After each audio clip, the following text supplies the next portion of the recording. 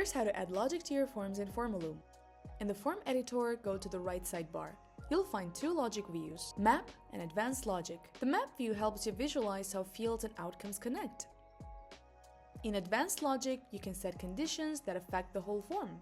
There are 3 logic events with Formaloo: when the field is responded, when the form is submitted, and when the field is updated. You can set conditions for each of these. You can also click on any field and set its logic directly from the sidebar. It's fast and easy. If you want to send an email once the status of the field is changed, you can set an update logic for that.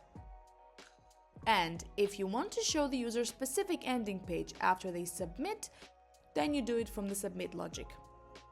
Depending on the form type, you can use jump logic or show hide logic. Jump logic allows you to skip irrelevant questions based on user responses in multi-step forms.